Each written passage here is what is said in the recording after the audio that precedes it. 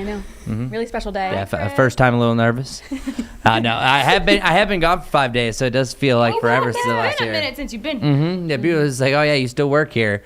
That's what happens. But yeah, no, just miss you. I avoided all of it. Think about it, because you had I avoided the snow, the freeze, and then I did miss talking about the aurora borealis. That was pretty cool. However, it also shows that social media is misleading, and it's true. You could see it out there, but only through the camera lens. Oh, interesting. So we're gonna go through a bunch of things. We're gonna talk about the mountains. We're gonna talk about our forecast, how it is so much better than where we just were, and we're also gonna talk about the last chance to maybe see that burst of the auroras later on this evening as well. So let's go up on top of Beach Mountain. Isn't that nice? Look at that. Do you Looking ski? gorgeous. I snowboard. You snowboard. Yeah. Now I have a snowboard and I haven't gone in years, but at one point I did snowboard more frequently than I do now. What about you two?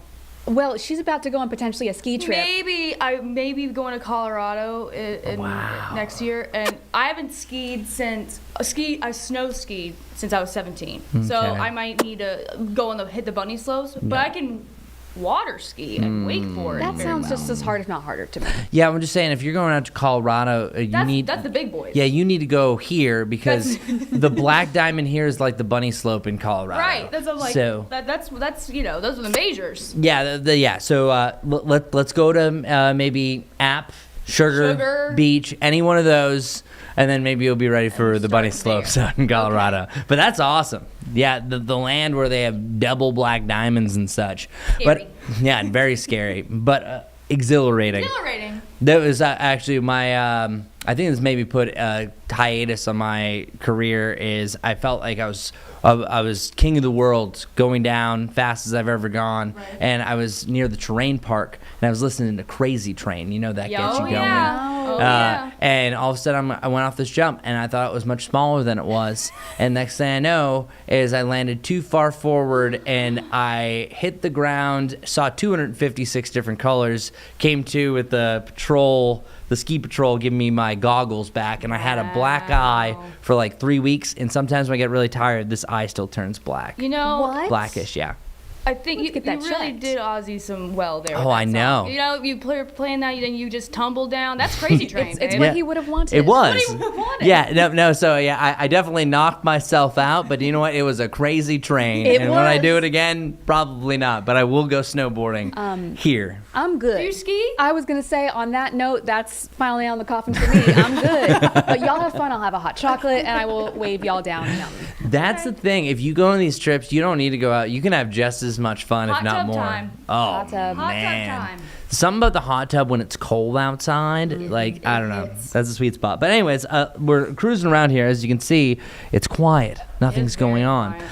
Just because they're still priming things, because we had the snow that naturally came down, but they're going to now factor in every time you have those freezing temperatures trying to make some snow. It's still a really tough time of year. Meanwhile, Sugar Mountain was a great shot. It's gone. And why did we not lead with this? I am so sorry. It's gone forever. So, okay, only App and Beach is the options you're going to. Yeah, Sugar's gone. Now, we've been watching Sugar all morning, and the wind's really whipping out there. But one thing really show in the mountains over the next 5 days, temperatures are on the rise. When we're talking about the lower 60s in the mountains, that means that it's going to be very warm here in the Charlotte area. You can at least add 10 degrees. So while we're getting into the 60s for the weekend, Charlotte is definitely getting into the 70s. As far as our morning lows for the mountains, focusing in on Watauga County, we're going to be right around freezing over the next couple of mornings, a surge to the 40s, and then near freezing. Now, this is significant because we dropped down to freezing back-to-back mornings recently here around Charlotte, and then it was in the teens for the high country. Well, instead, we are now going to see a nice little upgrade because for this day in climatology, we should be around 64 degrees, and we were nowhere near that because typically during the dead of winter, during the month of January, you have an average high of 52. Well, we didn't even reach that yesterday. Yesterday was actually 48 degrees. That was the coldest high that we've had since February 21st. The look that Julie just gave, I know a lot of you also gave yesterday. It was rough. We were out doing a multitude of things, and I forgot how I don't enjoy that. So I'm glad that was very temporary. I literally yesterday at one point I said, I'm not ready for this, and maybe you aren't either. This morning we dropped down to 38. That's much better than the 29 and 31 we've had over the last couple of mornings, and this officially would have made it the fourth coldest morning that we've had of the season. As you can see, there's a lot of Novembers on there because November is averaging more close to 40 degrees in the 30s going forward. So right now we're 45 degrees for both Monroe and Charlotte. Boone took an early weekend. I think that it got too cold for the sensor because it has not reported for over 24 hours. So wow. We'll move on. You can estimate temperatures that are in the 30s there, though. And yesterday, as I mentioned, we had a high of 48. Today, 66. So we're right around where we should be, but what a turnaround. Thank goodness. You're welcome. I was not happy when I saw a snowflake. That's Yeah. why I moved away from Michigan. Yeah.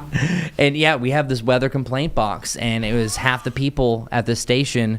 And that's why I took 2 days off, because I was like, I'm not doing avoid this. these people. Yeah, It was all like, me. I'm not dealing with the hate mail. Yeah, it was a bunch. I recognized Julie's handwriting for most of them. It was like, we get it. No, just joking.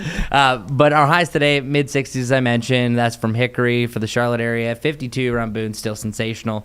But lots and lots of sunshine to go around. But by the time you get to the evening, that's where temperatures are back to pretty much our highs where they were over the last couple of days. And we're expecting 55 by about 7. And then come 11 p.m., 48 degrees. I'm isolating this for a specific time frame because we do have another chance for the Aurora Borealis, the auroras. Okay, so yesterday we saw a bunch of different photos that were really popping off. Here, let me give you, so look at this. Here's one example. That was Lake Norman yesterday. Now, the thing is, if you're driving on I-77 past Lake Norman, likely you did not see this. And the reason why is because you have to actually change the shutter on your camera to really factor in seeing the aurora. And the reason why is it is a change of colors. It's the ionosphere, so it's technically above our atmosphere, that sometimes you have to adjust the lens, the exposure, sometimes even the white balance to be able to see it. Now, if you're in Iceland, you're seeing all the colors. You're seeing the purples, the greens, the pinks. Up in New England, I had a friend, Luke Dignan, one of my best friends up there. He could actually see the pink in the sky, but it's a little bit closer to the poles, so you could expect that. But this is a big deal because we officially had what yesterday was called a G4. So this space weather or this solar flare allows triggers the ions in the ionosphere that we are able to see the Aurora Borealis to the north. In the southern hemisphere, it's called the Aurora Australis, which is around Australia. So a G4 really just means that you can see it as far south as around Alabama, and we even saw some reports of a faint pink in Mexico. So that's how far south it went. This is an extremely rare event. Once you get up to G5, sometimes you can have some power grid problems, and it's not great. And if you are listening to XM radio, that could even went out because that solar flare can actually really affect that in general. So what we have in place for today is what's known as a KP 7 to 8. So all that means is the lower number means that the Aurora Borealis can only be seen to a certain latitude. Once you get down to about 7 to 9, that's the latitudes around the Carolinas. So whenever we see that, that piques our attention. And earlier this morning, we were still seeing about a 7 to about an 8. Now it's taking a step back, but there's going to be another big surge that is expected to take place, I think, anywhere between about noon to 2. Problem is the sun's going to be up at that point. Yeah. But we're still going to have a possibility of seeing it again. These are the type of deals, wait and see. You could have the perfect conditions, and all of a sudden you don't see anything. But what's really interesting about this, and you're going to see it, sorry, wrong graphic, later on heading after sunset once it turns dark. The darker the location, the better you're going to see. And it's the long exposure pics that are going to expose your camera, and your smartphone's going to be able to pick up on it. Now, I'm going to bring up my camera, and this is going to be very shoddy, but just bear with me. Okay. So, what you're going to see on your phone, and let's see, try to bring it up here. Ooh, step by step with Chris. Yeah. You're literally going to see a picture, and I don't know why it's not popping up now. This always happens to me. Literally, it's like almost a little sun, little moon symbol with like a little hashtag. Let's see. I don't know why you're not able to see it. Hold on one sec. That's why we call it the live impact. This is why live impact studio, Yeah. exactly. But anyways, okay. This is me earlier, so I'm gonna try to show it to you right there. Okay. There we go. Does it get All it? There it is. Okay. So what you're actually seeing here is me adjusting it from earlier. Here, I'll bring So- it full. Ta-da. There we Bring it go. full? Okay, there it is. Okay, and where's the reflection? All right, so there's that little symbol right there. It's literally like a little bit of a moon that you're able to adjust the bottom, and what that's going to do is that's going to adjust your shutter. So you literally have to put it in one general place, hold it still, and there's going to be a little plus that pops up. You have to line that up perfectly because that's going to take a picture for about 5 to 15 seconds depending on what you adjust it on. Sounds like a mini game. Yeah, it is like a mini game, and that's where you're going to be able to see the different colors. So oftentimes, if you don't have these settings, you're going to look up and it's going to be no big deal. So there's other things that if you have a pro setting on your phone, this is Android or for Apple, you're going to have something called the ISO that is going to boost sensitivity. So there's literally a range that you can move between 800 and 3200. The higher you go up is where you're going to be able to see until the aurora is visible. The shutter speed that I was just trying to show you in a poor manner, 5 to 15 seconds. Again, it's a little moon icon for your iPhoners. If it's a shorter length, about 5 to 8 seconds, which I think is what could get you by up to 10 seconds for tonight because the aurora is going to be active, that's where you're going to start to see the pinks. Other things is you have to stay steady. I would do a manual focus, so you literally just tap on, like, say, a distant star, and then you can lock that focus. And then if you really want to go fancy, the white balance is about 3,500 to 4,000. If you have all these settings that you have right here, that's going to maximize your view of seeing the aurora borealis, or at least some of those pinks. Everybody screen grab. I was gonna Everybody say, screen grab right Yeah. now. Take a Chris, picture. smile. And go. Okay. Yeah, I so screen grabbed. Okay, good. Yeah, so that's going to be your best chance. All of those, and the white balance. Really, all this does is that's going to allow more of the natural greens and purples to come through instead of more of an orangey color. Likely, you're not going to see the greens here. Our Dallas camera did pick up a little bit on them, but it's one of those camera magics that you're probably seeing a bunch of social media posts, and it's like, I didn't see that out and about. It's not necessarily a camera trick. It's that sometimes you just kind of need a second lens in order to truly see it. Now, the further north you go, they're actually going to be seeing this action. But for us, this is the best way that you could see it. No matter what, when you take a picture and all of a sudden you realize that it's a pinkish sky, or sometimes you can really see it in front of you, I think it's a pretty cool phenomenon that doesn't happen too often, but it has happened twice this year. So this is the second time. Our lows overnight tonight, if you're out and about, I think it's mainly during the evening that we're going to see this. And again, it's still an outside chance. These are the type of deals that many could be disappointed. It kind of sneaks up on you, but we're just saying that the conditions are there. But our lows tonight dropping down to the upper 30s, and then we have a mix of the 40s and even the 50s to begin your Sunday morning. And our hourly forecast by tomorrow, we're adding a few clouds to the equation. Temperature still in the mid to the upper 60s.